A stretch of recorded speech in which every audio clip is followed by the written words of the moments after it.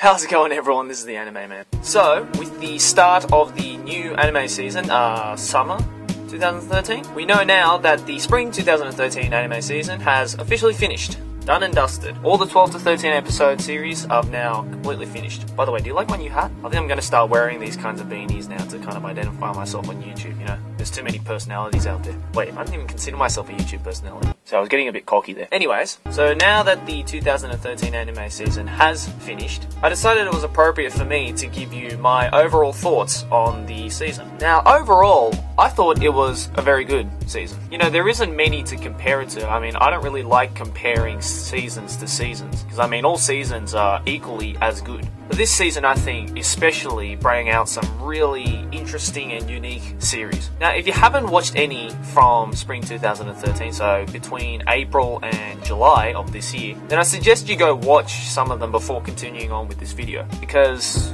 you know, there are spoilers. So I think it's right for me to highlight some particularly good series from this season. Now, obviously, the greatest that came out from this season has to be Shingeki no Kyojin. I mean, come on, that was just beyond words.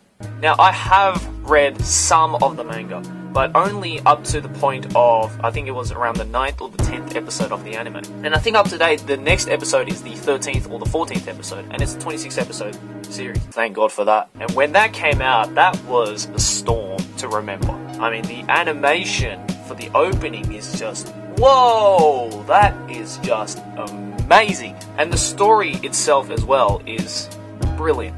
It is a very, very well thought out story. And I actually learnt an interesting fact about Shingeki no Kyojin. The original author of the manga, Isoyama Hajime, was only 23 years old when he wrote Shingeki no Kyojin. That's only a couple of years older than me. Like, that's fucked. You are truly a genius, Isoyama Sensei. Now, if you don't know what sensei means, then you probably haven't been watching enough anime. Now, the second series that I like to point out is a series that not everybody watched, but I think definitely deserves some credit. And that is Dansai Bunri no Kurai Meiji. Now, I don't know why people didn't watch this series, because I thought it was absolutely fantastic. I mean, the story was very unique.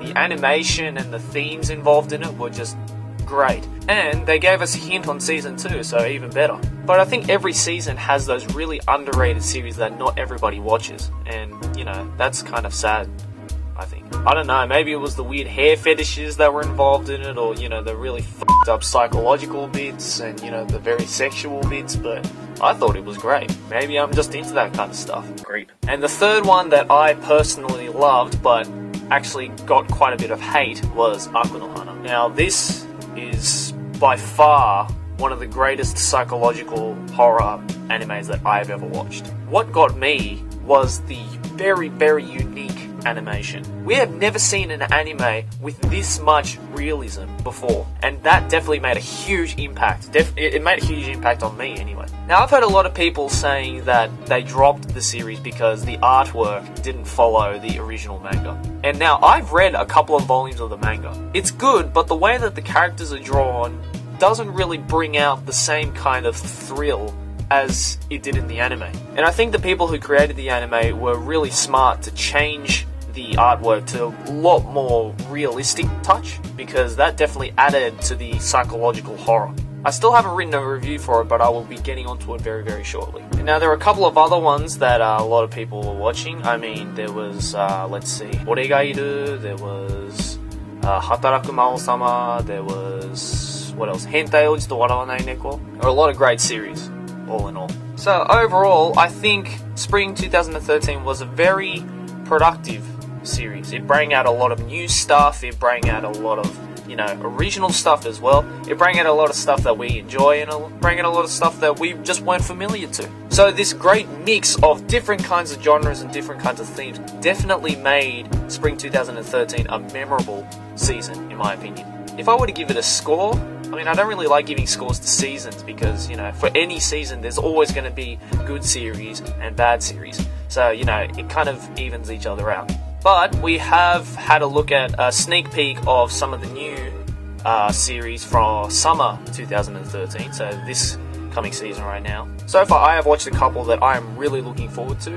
There's Kami-sama no Inai Nichiyobi, there's 犬とハサミを使いよう. There's Senyu Season 2. I'm really excited for that. Recently, the first episode of Free came out, which I'm pretty keen to watch. Anyways, there's lots to look forward to. Of course, there's also Shingeki no Kyojin as well. That's continuing on from last season, so we'll see how that goes. Anyways, like I said, if you haven't watched any seasons from Spring 2013, then go and check it out right now, especially the ones that I mentioned in this video, because they are really, really good. You know, give them a go. Like I said, give them a go. If you don't like them, then you don't like them, but I personally recommend the ones that I mentioned just now. Alright, well, I'm going to go watch some series that I have been holding on to for a very long time, so see you guys later. Bye!